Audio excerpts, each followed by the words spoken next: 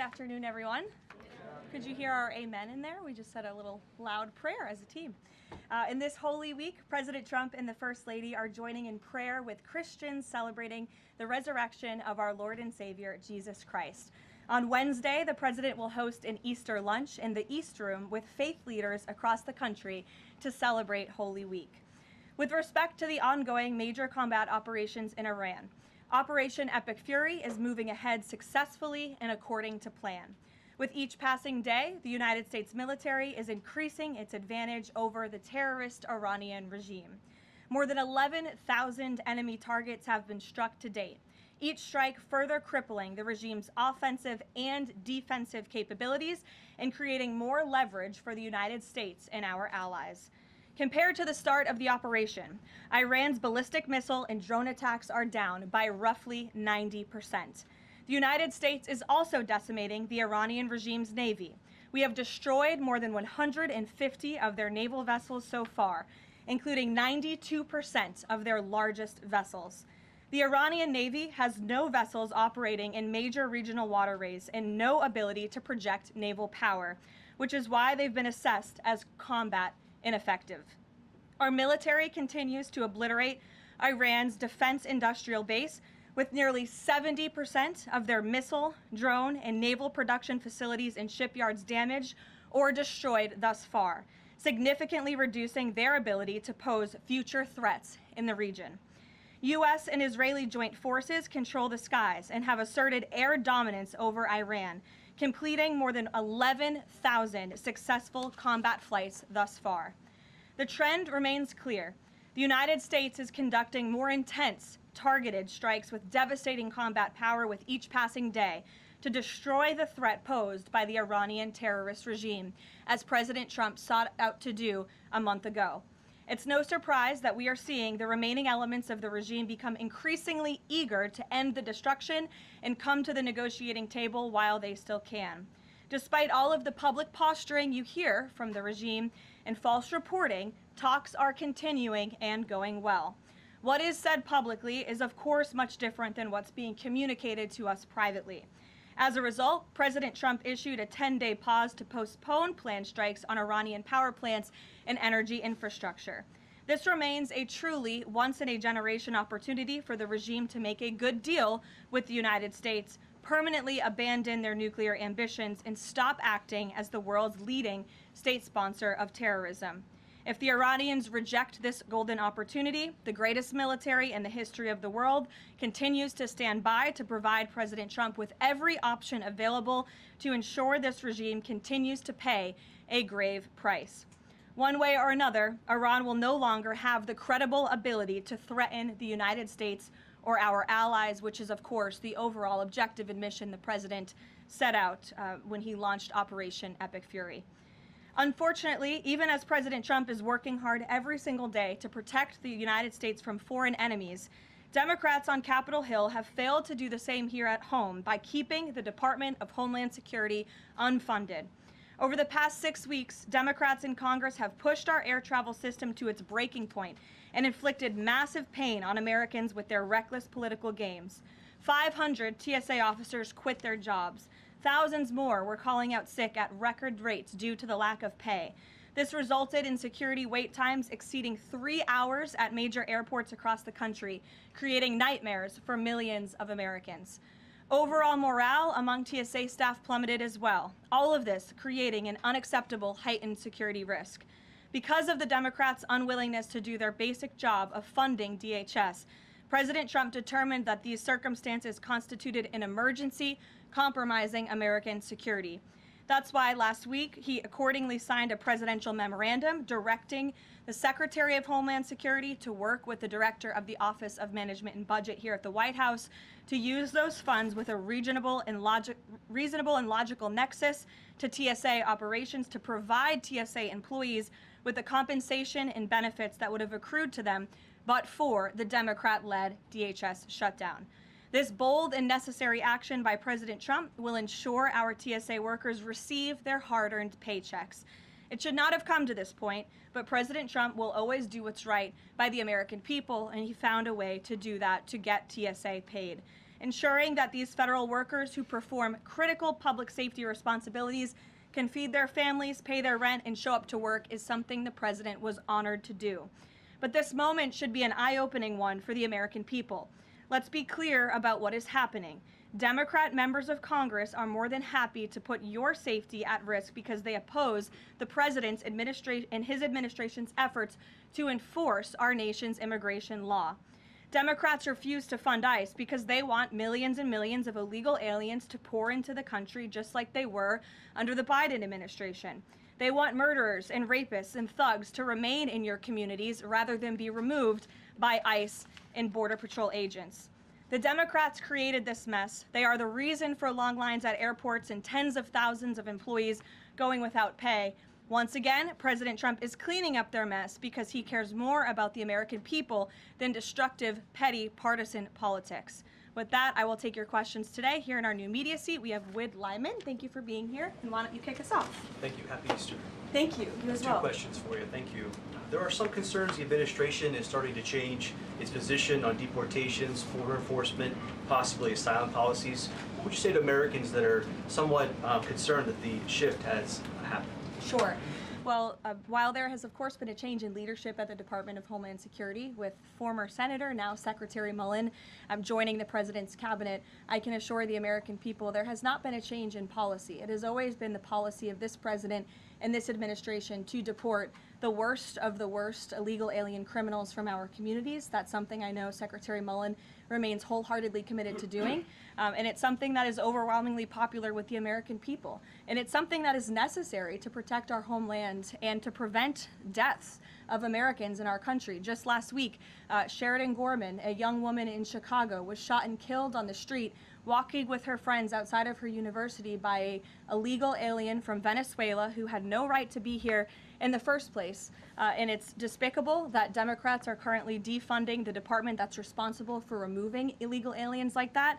And I would also add it's despicable that the lack of coverage of this young woman's case, of her life, and the way that it was tragically cut short.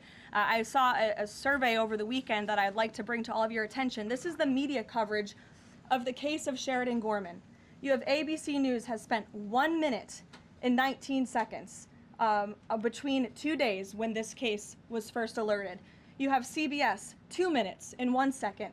You have NBC 23 seconds spent on the life of a young, beautiful American woman whose life was taken short by an illegal alien who should have never been here in the first place, when we are in the middle of a battle on Capitol Hill with a major political party, the Democrat Party, who wants to defund the agency that is responsible for protecting Americans. I think her life was worth more than 23 seconds on cable television, and I think the people in this room have a responsibility to report on cases like this because it just exemplifies why the president believes so strongly in deporting illegal aliens from our communities. And thank you for the question.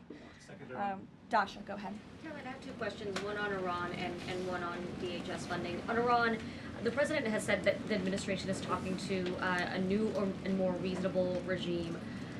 How confident are you that they are legitimate and have enough grip on power? Marco Rubio said earlier that he's not sure and it's not clear whether they will be in power. So are you also talking to other factions?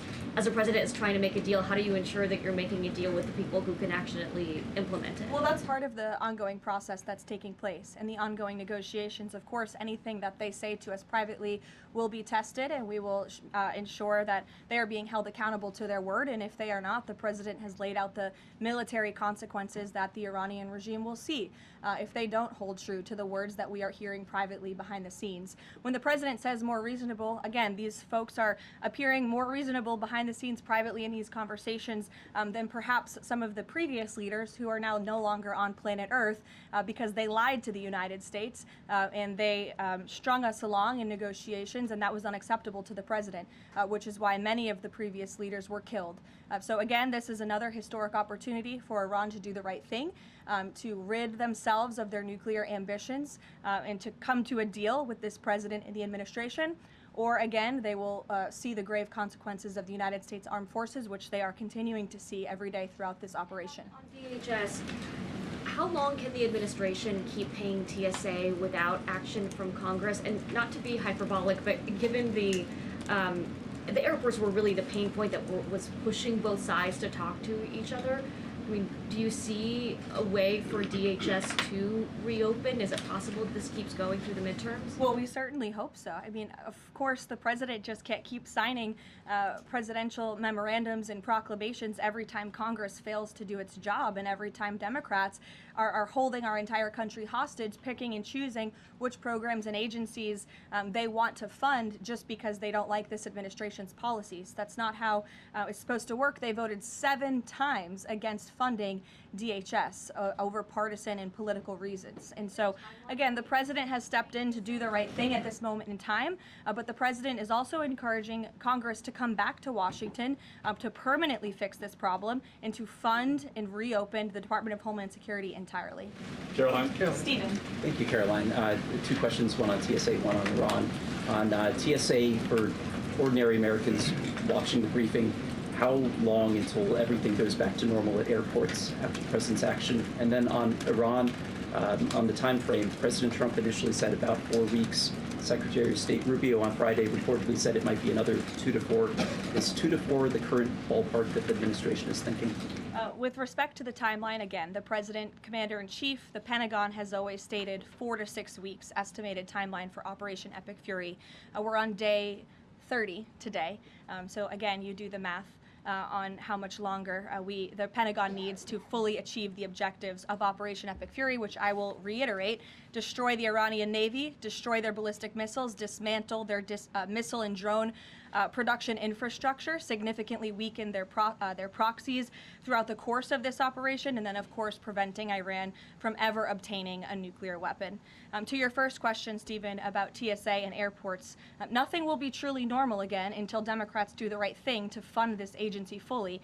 Again, the president has stepped in the meantime to do what's right to end this crisis that we've had at air travel and at airports across the country in the meantime. But again, Congress needs to come back. Democrats need to fund the Department of Homeland Security so we can formally and fully get these great employees paid long into the future.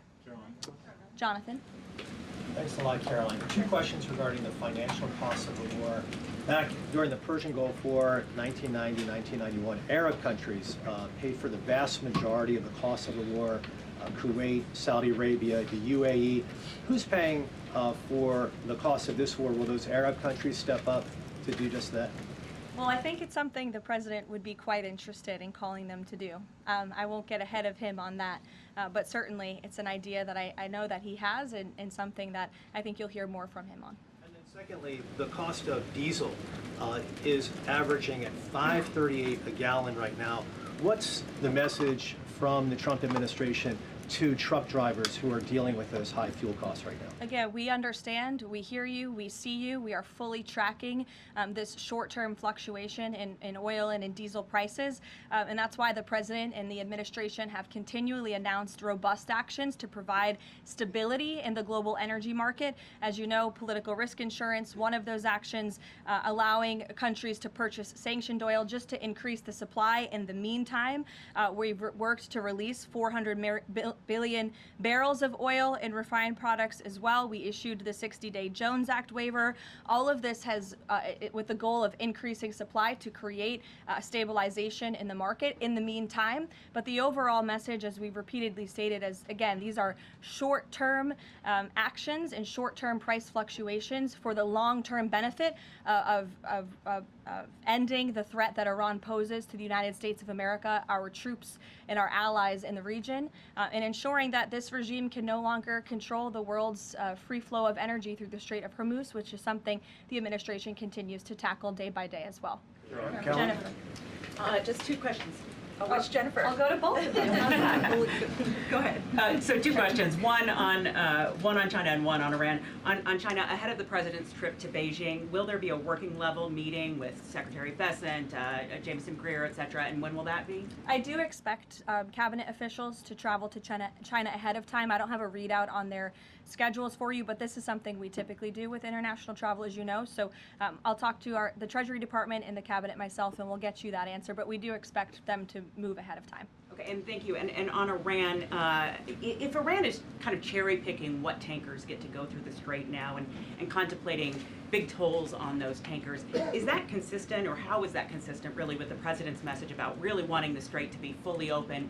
Does the administration support a regime or system where Iran is effectively charging tolls on these vessels to access? That's not something we support, and I would reject that they are cherry picking. In fact, as you know, these tankers that are moving through, the 10 that were previously announced and now the new 20, the announcement of 20 additional tankers, which we expect to see over the coming days, are a result of the direct and indirect talks that are taking place between the United States and Iran. So you wouldn't have seen those tankers if not for the president's diplomacy and his team engaging on this matter, which we expect that compliance moving forward. And it's, again, something that we're working on very closely.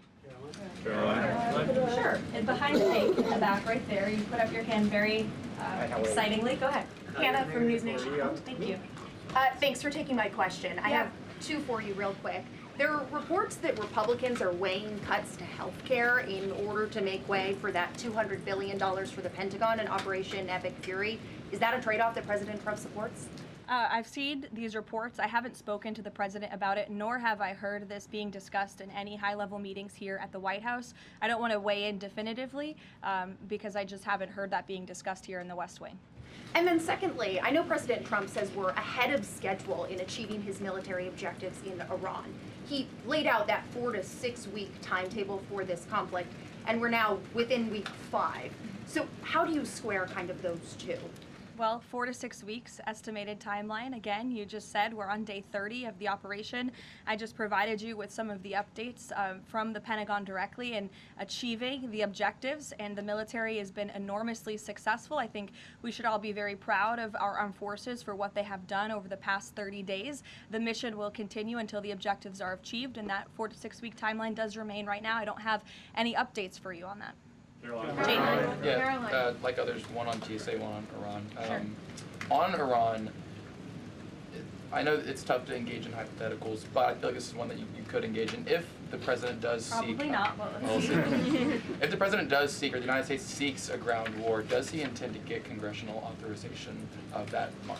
Look, the president has been asked about boots on the ground or alleged ground operations various times. He's obviously declined to rule them out. It's the Pentagon's job to provide maximum optionality to the president. It does not mean he's made a decision, nor would he ever notify the media of such decision as not to tip off our enemy. With respect to abiding by Congress and the rule of law, that's something the administration will, of course, always do, and it's something that we have great respect for Congress. The president does with military operations. In fact, prior to the launch of Operation Epic Fury, as you know, the administration gave a courtesy notice to Congress in the Gang of Eight, and top-level administration officials and cabinet secretaries have gone to Congress multiple times over the past 30 days to provide those courtesy briefings to Congress when requested. TSA quickly, I've been asked by multiple Trump supporters that have said, given the fact that the president on that Friday gave that memorandum informing DHS to pay TSA workers, I know there's a lot of negotiations involved in a shutdown of this size. Why did the president not sooner issue that payment to TSA workers? Well, it's because of the Democrats voting 7 times against reopening the Department of Homeland Security that we came to a place of an existential crisis. I mean, you saw the lines at various major airports across the country, American travelers really paying the price for Democrats' partisan games. And so the president worked with his legal team here at the White House and the Office of Management and Budget to find a solution to take care of the emergency that we were seeing in air travel across the country. And it's because of the president that TSA agents are being paid. But again, he's calling on Congress to do the right thing, to come back to Washington and to fund and reopen the Department of Homeland Security fully. Sure. Hi, Lindsay Ellis from the Wall Street Journal. I'm trying to square the 4 objectives laid out by the administration with the goal of reopening fully the Strait of Hormuz. Would President Trump declare victory and wind down military operations if the 4 objectives are met but still passage remains quite slow through the strait? Look, as I've said repeatedly and as the president has laid out, the objectives of Operation Epic Fury are as follows: destroying the Iranian Navy, destroying their ballistic missiles, dismantling their defense industrial infrastructure that produces those weapons that have long threatened the United States and our allies, and then, of course, preventing Iran from ever obtaining a nuclear weapon. The full reopening of the strait is something the administration is working towards, but the core objectives of the operation have been clearly defined for the American people by the Commander-in-Chief. Garrett. The president posted this morning about his threat that on leaving Iran, he said we might blowing up and completely obliterating all of their electric generating plants, oil wells, Harg Island, and possibly all desalinization plants. Under international law, striking civilian infrastructure like that is generally prohibited. Why is the president threatening what would amount to potentially a war crime with the U.S. military? And how do you square that with the administration repeatedly saying that the U.S. does not target civilians?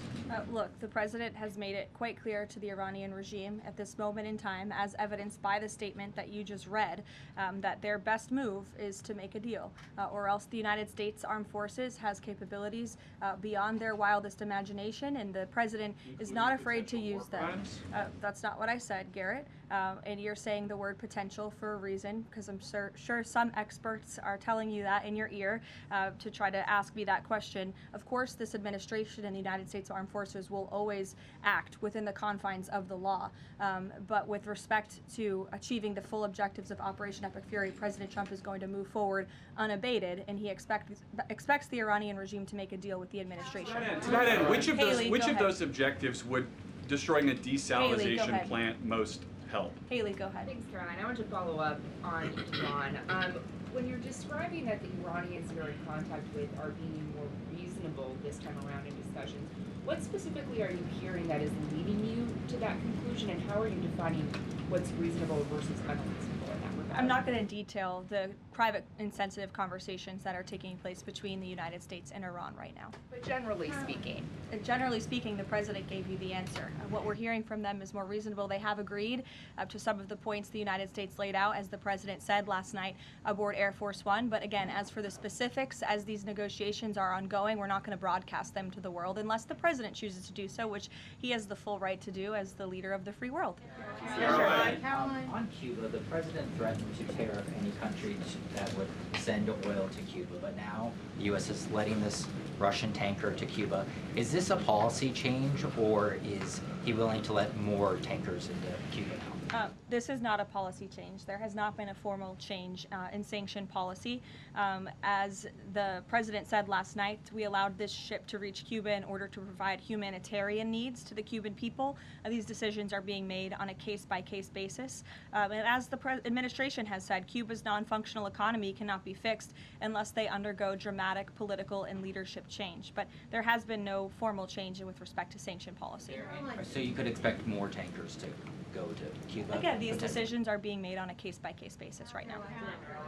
Thanks, Caroline. You addressed this a little bit in the opening, but just to follow up, because Americans are sort of seeing these conflicting messages between the United States and Iran. I know the president insists that negotiations are underway. As you just mentioned, he's also said that Iran has agreed to most of the 15 points. We just heard from Iran again. They're saying no negotiations are taking place. They're calling the proposal excessive, unrealistic.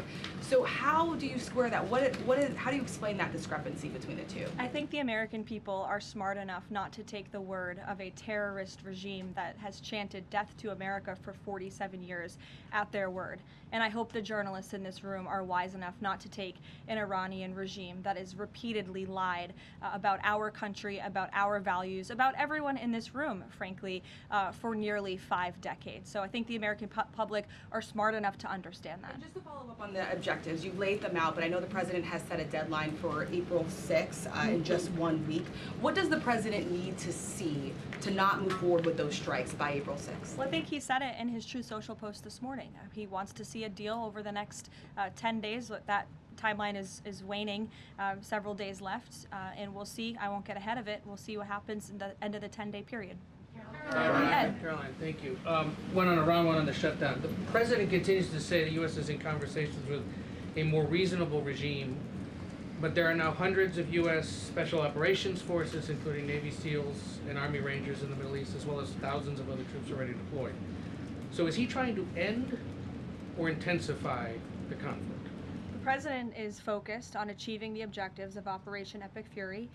With respect to forces that are on the ground in the Middle East, it's the job of the Pentagon to create maximum optionality for the commander-in-chief. It does not mean the president has made any additional decisions. Again, he remains focused on ensuring that the Pentagon continues to achieve the objectives of the operation that was launched 30 days ago, and we're well on our way to doing that. So if an American sitting at home hearing him say, I want to talk, but I keep seeing them send troops to that region. What are they to make of what's going on? There's two tracks here. The president has always said that diplomacy is his #1 option and priority. Again, he tried earnestly, in good faith, to engage in diplomacy with the Iranian regime prior to this operation being launched in the first place.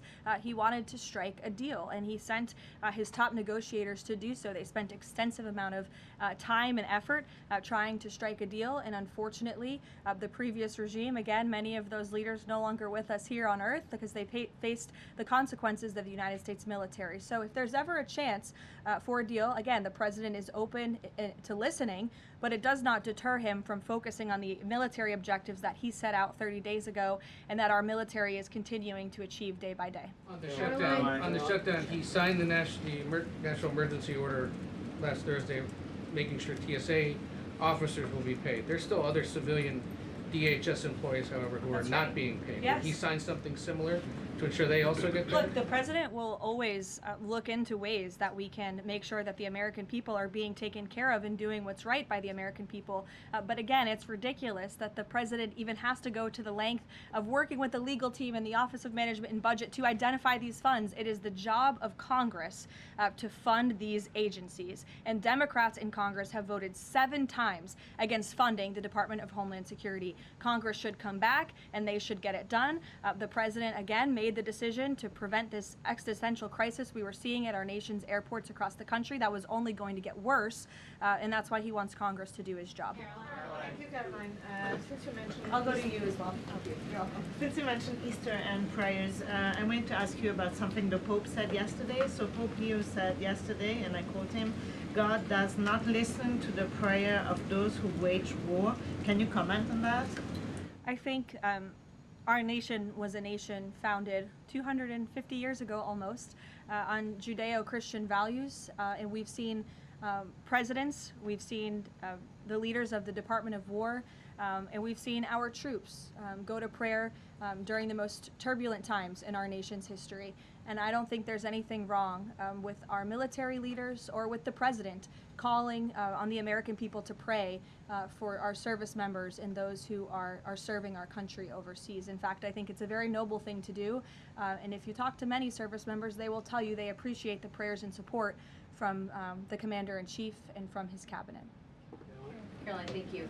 President Trump told the New York Post that a response is coming shortly to Tehran attacking Israel's largest oil refinery. Is there a timeline on that? Is that tied to the success or not of the negotiations? I don't have any updates for you on the president's comments. Some consider the IRGC in control of Iran. Well, look, as Secretary Rubio said today, the leadership is very fragmented. We have really neutered their intercommunication systems, and that's part of this process of diplomacy to continue figuring out exactly who's in charge. I know they appointed a new Ayatollah, haven't seen or heard much from him, and so that's part of this diplomatic process that's underway right now. I'll take a few more. Solon. Thank you. You listed the described humanitarian reasons for allowing that oil tanker to reach Cuba. Just to clarify, why was the administration okay with Russia sending that oil to Cuba and not other nations? Look, again, this was a decision. It'll continue to be made on a case-by-case basis for humanitarian reasons or otherwise, but there's been no firm change in our sanctions policy. President Sheinbaum of Mexico also said that Mexico is exploring different ways to restart some of those shipments to Cuba. Is the administration okay with that at this time? Again, there's been no change in our sanction policy. We still reserve the right to seize vessels if it's legally applicable that are headed towards Cuba and that violate the United States sanction policy. But of course, the president and the administration also reserve the right to waive those seizures on a case-by-case basis. And to clarify, just any more Russian oil tankers going to be allowed to reach Cuba at this time? Again, I know you say case-by-case, but for the case of Russia, is it pretty much green light right now? No, that's not what I said. It's a case-by-case basis. Sure, Jeff, go ahead. Switching topics, the president has always attended CPAC. He did not this year. Why did he not attend, and does he believe CPAC is becoming less relevant? No, I don't think he believes that at all. In fact, he loves CPAC and has a very good relationship with the great people who run it, Mercedes and Matt Schlapp. It was just simply for scheduling purposes this year, with it being in Texas. It was best for the president's schedule and what he has on his plate right now not to go. Michael. Thank you, Caroline. If and when Michael. a deal is finalized with Iran, how does the U.S. provide protection to who it's negotiating with to ensure that they can carry out the president's peace plan? Again, that's something I'm sure our national security team is discussing. I don't have anything for you on that today. On the ballroom, can you tell us more about this massive military complex underneath the president's new ballroom? I cannot tell you more about that, actually, as a matter of fact. However, the military is making some upgrades to their facilities here at the White House, and I'm not privy to provide any more details on that at this time. Go ahead. Reagan. Thanks, Caroline. Question on the Middle East and then a question on Antifa. Netanyahu said Sunday that Cardinal Pizzaballa will be able to hold services for Palm Sunday in the Church of Holy Sepulchre after he was initially blocked by Israeli police. Did anyone from the administration or the president call over to Israeli officials to assist the cardinal in this? Yes, I did speak with Secretary Rubio this morning, and we did express our concerns with Israel with respect to these holy sites being shut down. We want worshipers to be able to access these holy sites. Of course, safety is a top priority, but we understand Israel is working on those security measures to reopen the sites throughout Holy Week, and that's something that we're appreciative of. Antifa. Sure. In Texas, 9 people have been convicted by a federal jury on domestic terrorist charges connected to Antifa.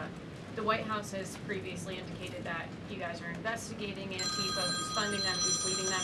Can you provide an update on how that investigation is going, and do you think we're going to see more charges against people connected to Antifa? Well, I do know that there was an entire task force that was set up, an interagency task force to focus on the threat of Antifa, which, as you know, Reagan, this president declared a domestic terrorist organization rightfully, and we will continue to look into it. I don't have any updates on those specific investigations, but I'd be happy to have my team get those over to you today, as this continues to be of the utmost importance to the president and his domestic policy agenda. Caroline, JJ.